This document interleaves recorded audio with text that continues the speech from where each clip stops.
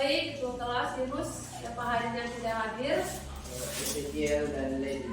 Keterangannya apa aku? Ada keluarga.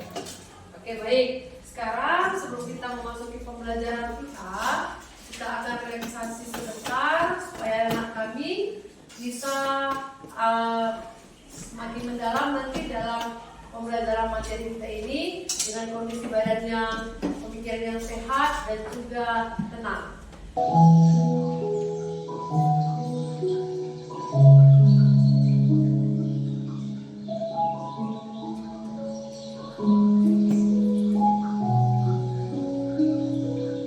Untuk memulai pembelajaran kita akan jadi semua ini kurang semangat ibu nampak.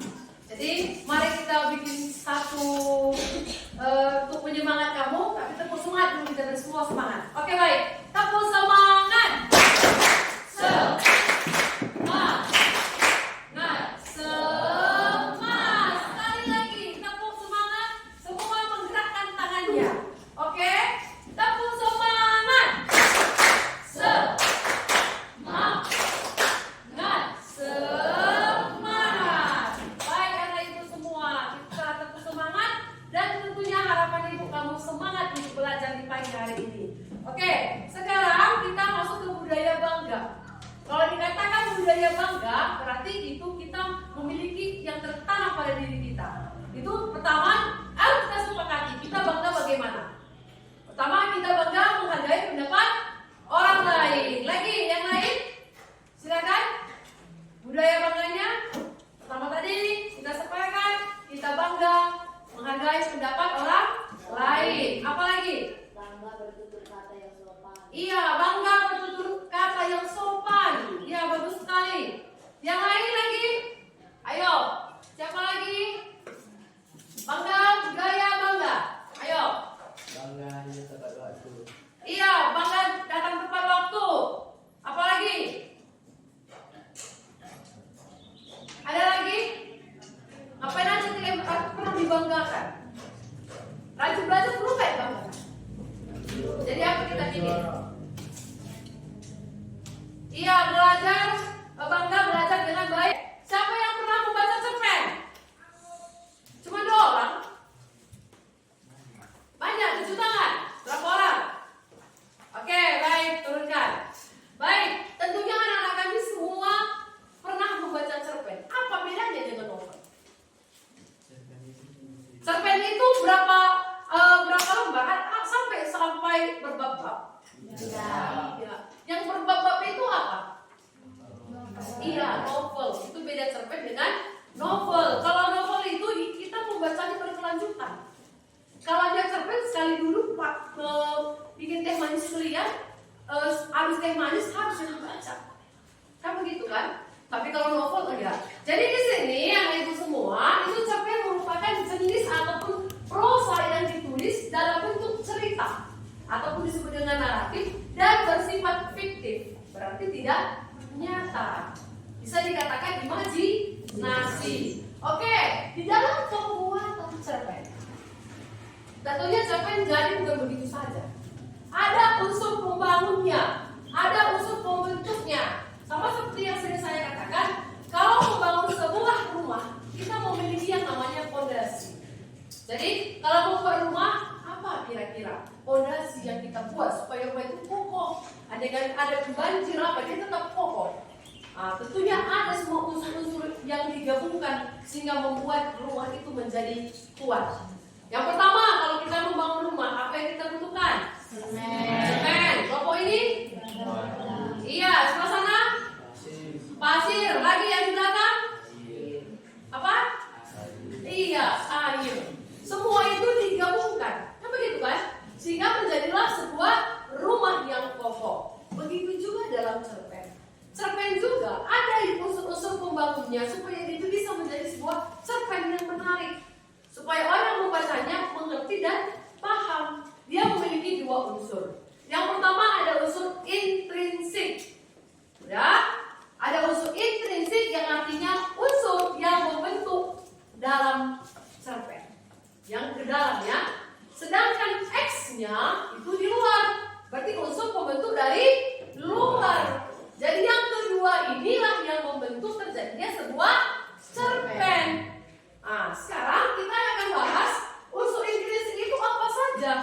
Apa komponen-komponen yang dimiliki di unsur intrinsik sehingga bisa menjadi sebuah cerpen. Oke, yang pertama itu yang menjadi unsur pertama yaitu di sini ada 7. Yang pertama ada bisa kamu lihat di layar kita, ada tema, ada tokoh dan penokohan, ketiga keempat alur, ya, sudut pandang, gaya bahasa, amanat. Oke, itu yang merupakan unsur intrinsik dalam cerpen. Jadi apa itu tema?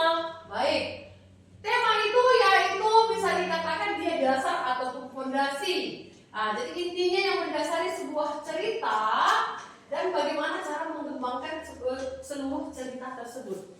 Berarti seperti yang saya bilang tadi, jadi tema itu merupakan dasar juga, dasar sebuah cerita. Sama halnya kalau tidak ada tema, tidak akan tercipta sebuah cerita. Kenapa? Kalau misalnya seperti yang saya bilang, kalau kamu pernah nggak kamu menulis, nggak ada temanya, kan nggak mungkin, mesti bahkan gitu kan.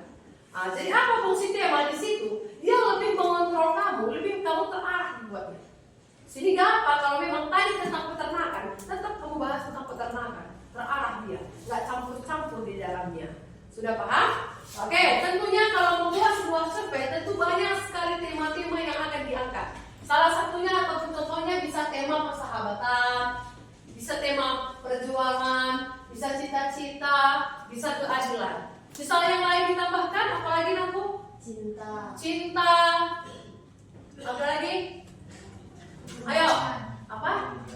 Tentang lingkungan, sayang, pendidikan, apa lagi? Keluarga. Masih ada lagi?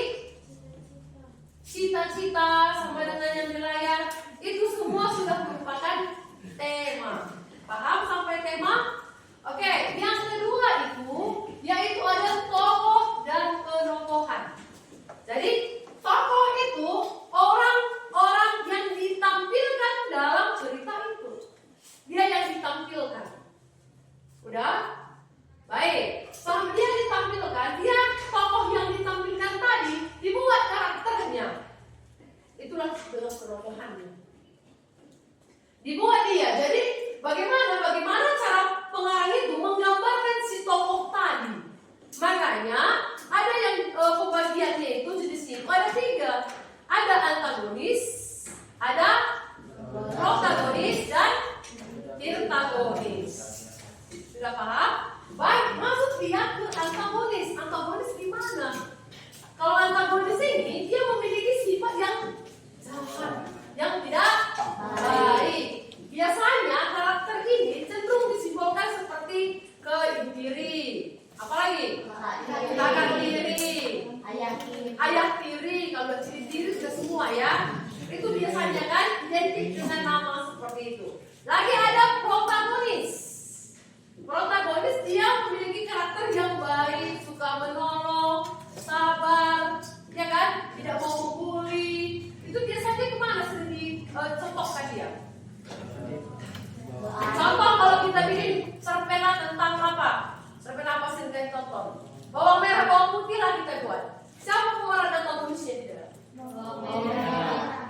Bawang merah. Protagonisnya bawang putih. Kenapa dikatakan bawang putih protagonis? Karena dia memiliki sifat yang baik, ramah, penolong, rajin, apalagi? Sabar. Tentunya dia patuh kepada orang tuanya, walaupun itu tidak orang tua kandungnya, tapi dia tetap patuh. Buktinya apa? Dia rajin menyuci, ya kan? Rajin melaksanakan tugas di rumah. Oke, selanjutnya kita masuk. Sebentar ya. Ya, selanjutnya kita masuk ke alur. Itu alur. Alur itu terbagi menjadi 3. Ada alur maju, mundur, dan campuran. Seperti yang kamu ketahui, alur itu adalah jalan cerita. Nonton televisi. Pernah nonton film? Ada alurnya atau enggak? Ada. Hidupmu saja itu punya alur. Mulai kamu dari lahir, umur kamu berlanjut, masuk TK, sampai TK apa yang masalah yang kau hadapi, masuk SD, beralur kan? Itulah rangkaian alur hidupmu, ya kan? Cuma alur hidupmu saat ini mungkin masih kalau bikin dalam bentuk grafik masih seperti ini. Nah, ada kadang bentuk seperti ini. Kalau masih SMP dia kan gini. Nanti kamu SMA, tengahnya menikah, ke bawah lagi alur. Iya kan? Tapi kalau kamu menikah, tapi kamu ibaratnya serius dalam rumah tanggamu, misalnya contoh, naik lagi sedikit dia, tambah kekayaanmu, tambah lagi dia. Jadi kadang hidup kita ada seperti ini dia. Jangan masuk SD, masuk kelas 5, pintar, kelas 6, bawah lagi, masuk SMP, naik lagi, kelas 1 turun sedikit, kelas 2 makin turun, kelas 3 makin turun. Jadi akhirnya kamu yang menentukan endingnya. Kan begitu? Baik, kembali kita ke alur kita tadi. Tadi ada alur maju. Berarti alur maju itu rangkaian ceritanya itu terus menceritakan masa depan. Ke depannya. Kalau dalam bentuk angka, ada angka 1, 2, 3, tangga. 1, 2, 3, 4, 5 dan seterusnya. Kalau alur mundur bagaimana? Kebalikannya. Berarti kebalikannya angka 5. Kita bikin dari 5 berarti 5, 4, 3, 2, 1. Iya pas. Dan yang ketiga ada campuran. Berarti campuran ini alur maju dan alur mundur. Contoh angkanya tadi batas nomor 5 tadi bagaimana bentukannya? 1, 2, 3, 4, 5. Terus 4, 3, 2, 1. Oke, saya rasa sudah cukup kamu memahaminya. Setelah itu masuk kita ke latar. Baik, latar belakang masyarakat ini mengacu pada lingkungan sosial, budayanya, ekonomi, politik, hingga ideologi suatu negara. Contoh misalnya pengarangnya, latar belakang masyarakatnya. Masyarakat misalnya kalau kita di Indonesia ini, umumnya kita itu ekonomi kita dari mana? Pertanian, ya kan? Baru masuk latar belakang pengarang. Jadi setiap buku-buku itu pasti ada yang namanya pengarang. Ada buku nggak ada pengarangnya? Siapa pernah membaca buku nggak ada pengarangnya? Ada? Pasti ada namanya pengarang dan penerbit. Baik, ini mengacu kepada seputaran penulisnya. Itu bisa dikatakan dari aspek kehidupannya atau pengalaman pribadinya. Contohnya misalnya tentang biografinya.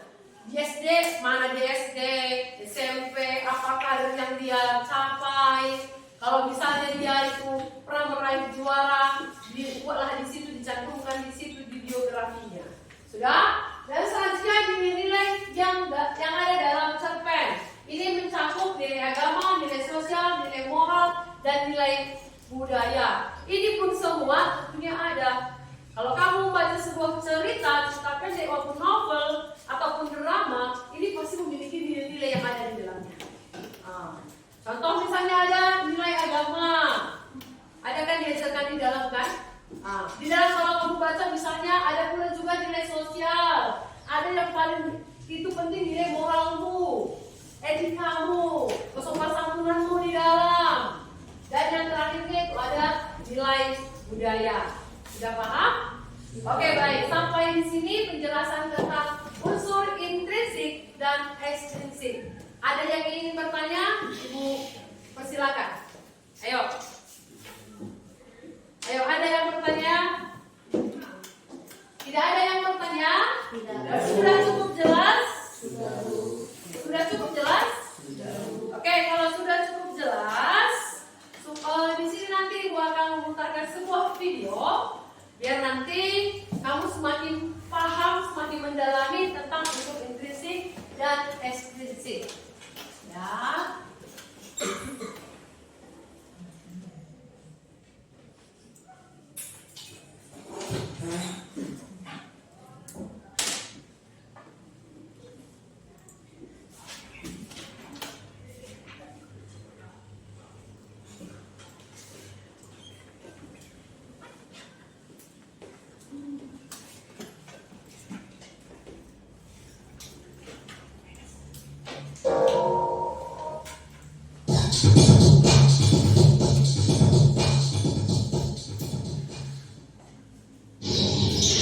Assalamualaikum warahmatullahi wabarakatuh. Para siswa sekalian, semoga semua dalam keadaan sehat walafiat. Selamat bertemu dalam pembelajaran bahasa Indonesia. Pada pertemuan kali ini, Ibu akan membahas materi unsur intrinsik cerpen Pohon Keramat.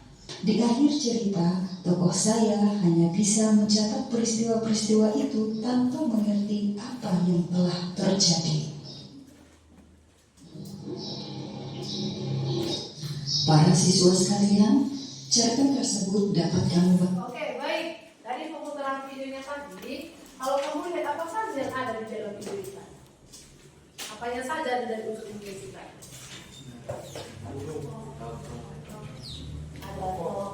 Ada tokoh lagi. Ada latar. Iya, ada latar tempat lagi nanti. Ada latar waktu lagi. Latar suasana, apalagi yang ada di situ? Ada unsur intrinsik ya kan? Apalagi tadi temanya tadi udah, latarnya sudah ada, alurnya juga sudah ada. Apalagi? Iya, gaya bahasa juga ada di dalam. Ayo. Apalagi? Sudut pandang pengarang juga sudah ada.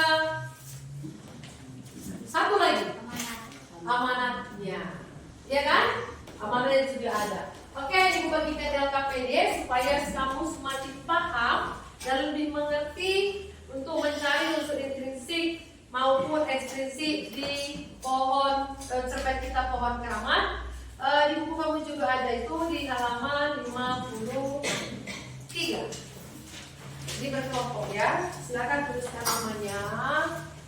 Tidak di sini, tidak masalah kita. Ini ya, Mbak lihat dulu.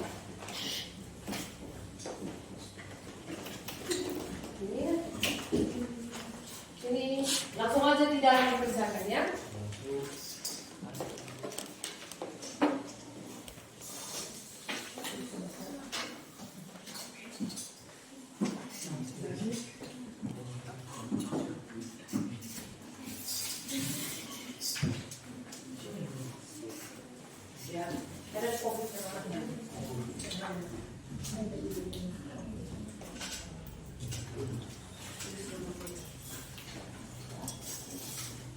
Di sini berapa persen?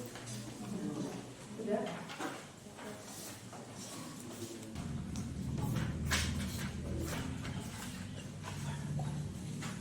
Soal pertama, tentukan tema yang terdapat dalam cerpen.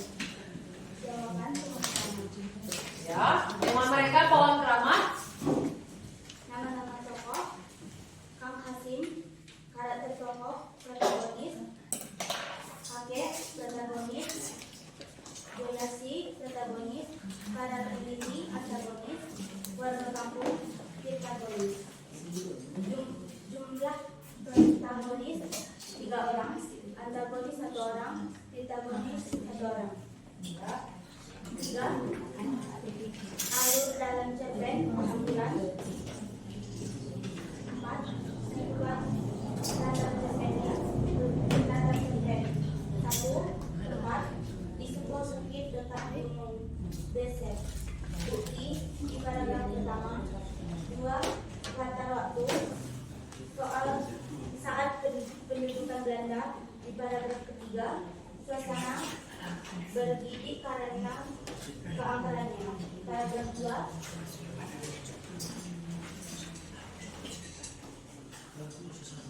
Jenis gaya bahasa, hiperbola, personifikasi, figurasi. 6. Tentukan amanat teks cerpen dari di atas. Manusia tidak boleh serakah.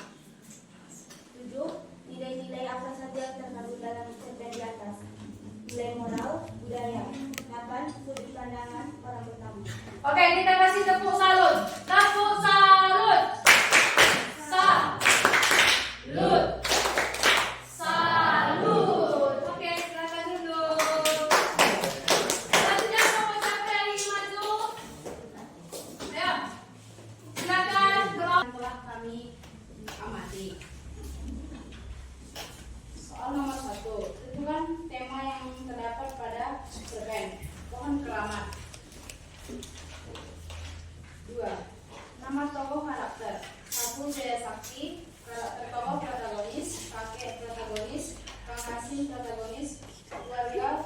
protagonis,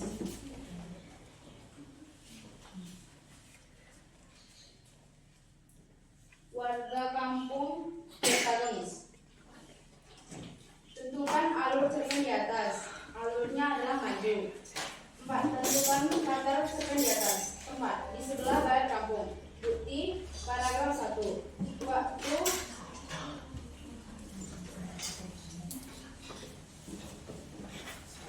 setiap sore.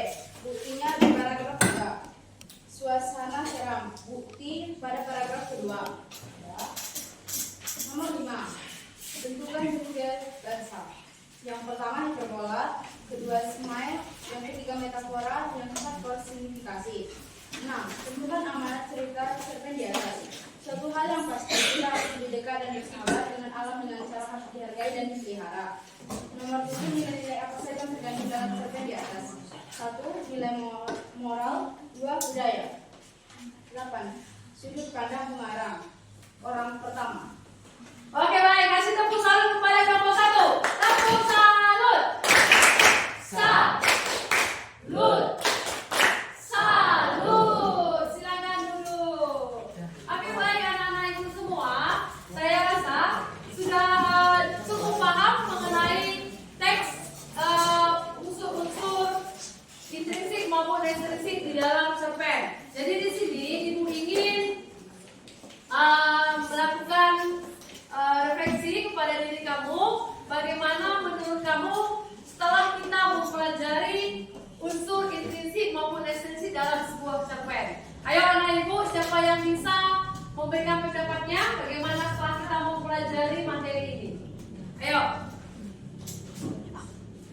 Ya. Oke baik, silakan Ivana. Coba kita dengar bagaimana perasaan Ivana setelah mempelajari ataupun mengikuti pembelajaran kita hari ini. Perasaan saya setelah mengikuti pelajaran dari Ibu LB, perasaan saya senang, gembira, dan saya dapat mengerti apa itu cerita cerpen. Sebelum mempelajari ini mungkin saya belum mengerti, tapi sesudah mempelajari dengan Ibu LB, saya sudah makin mengerti dan wawasan saya makin bertambah. Terima kasih. Oke, kasih tepuk tangan. Satu orang lagi di kelompok ini mungkin satu orang, silakan. Ini tadi aktif loh. Ayo silakan aku. Bagaimana perasaan lu setelah mempelajari materi kita ini? Silakan berdiri. Ayo, berdiri aja. Iya. Setelah mempelajari apa yang telah disampaikan oleh pelajaran saya, wawasan saya semakin menambah dan saya semakin mengerti apa isi cerpen dan penjelasan-penjelasan. Iya, oke, kasih tepuk tangan. Satu lagi, kita bikin tepuk semangat biar kita lebih bersemangat lagi. Tepuk semangat. Semangat. Semangat. Oke, baik. Tadi semua anak-anak kami telah ke depan, telah mempresentasikan hasil diskusinya. Jadi yang di kelompok 4 tadi, kami belum maju katanya. Ternyata dia pun ingin maju untuk mempresentasikan hasil diskusinya. Gak apa-apa ya, kita suruh dia maju ya. Jadi dari materi ini ibu harap anak-anak kami semua semakin mendalam mengetahui apa saja itu unsur intrinsik maupun ekstrinsik. Seperti yang saya bilang, tadi ada temanmu yang mengatakan bahwa dia semakin mengetahui bagaimana sebenarnya unsur intrinsik maupun ekstrinsik dalam cerpen, menambah pengetahuannya. Oke, saya rasa untuk materi ini sudah cukup jelas dan pekerjaan tugas di rumah kalian, coba buka buku di halaman 83. Sudah 83. Ya, nampak semua ya. Nah, silakan dikerjakan di rumah. Nanti ketika ibu masuk, nanti kita kumpulkan dan kita periksa sama-sama. Jadi untuk anak ibu semua akan kita akhiri pembelajaran kita hari ini. Tapi sebelum kita akhiri, saya mau satu orang lagi untuk mengungkapkan bagaimana perasaannya ketika selesai belajar bahasa Indonesia, khususnya materi unsur intrinsik dalam cerpen. Ayo, yang laki-laki sekali yuk. Tadi kan ada perempuan 2 orang. Ayo silakan Rio. Tepuk tangan untuk Rio. Ayo Rio, gimana perasaan Rio ketika sudah tadi kita belajar tentang cerpen, intrinsik, ekstrinsik. Bagaimana pemahaman Rio? Silakan. Perasaan saya setelah mempelajari cerpen adalah saya senang dan saya sudah paham tentang apa itu cerpen strukturnya dan ciri bahasanya. Oke, tepuk tangan untuk Rio. Oke, itu anak ibu semua. Tadi sudah mungkin banyak sekali materi yang kamu pelajari dalam arti mana unsur intrinsik dan unsur ekstrinsik. Jadi kesimpulannya unsur intrinsik dan ekstrinsik ini memang harus digunakan di dalam sebuah cerpen. Nah, seperti ibu bilang tadi, kalau tidak ada unsur intrinsik dan ekstrinsik, maka tidak terciptalah sebuah cerpen. Tadi di unsur intrinsiknya tadi ada 8 itu. Ada 8, ada tema tadi, ada tokoh, ada amanat, ada alur. Ayo tambahin lagi. Gaya bahasa, latar, terakhir sudut pandang. Begitu juga di bagian ekstrinsiknya. Tadi ada berapa? Ada 3. Yang pertama, latar belakang. Apa? Latar belakang pengarang, ya betul. Dan latar belakang masyarakat. Dan terakhir apa? Nilai-nilai budaya, sosial, politik katanya, dan lain sebagainya. Sudah paham ya anak ibu semua? Jadi ibu harap dengan selesainya pembelajaran ini, ketika nanti materi kita menuliskan cerpen, anak-anak kami semua paham. Bisa? Oke, baik. Kita akhiri mata pelajaran kita hari ini. Silakan anak-anak ibu salah satu untuk memimpin doa kita. Ada baiknya kita dulu mengucapkan kembali terima kasih kepada Tuhan supaya kita semua sehat. Silakan dipimpin. Mari kita bersatu dalam doa. Terima kasih Bapa, terima kasih Tuhan Yesus, terima kasih karena masih berikan kepada kami hari ini. Kami telah di penghujung pembelajaran kami pada pagi hari ini, dan sebentar lagi Bapa kami akan berpisah pulang. Kiranya Tuhan Yesus memberkati kami. Tuhan Yesus, Engkau juga yang memberkati guru kami yang mengajar. Kiranya Tuhan Yesus tetap memberkati kehidupannya. Di dalam nama Tuhan Yesus Kristus kami berdoa dan mengucap syukur. Amin. Ya, oke anak ibu semua, ibu harap anak-anak ibu semua bisa semakin enjoy dalam belajar. Salam sehat.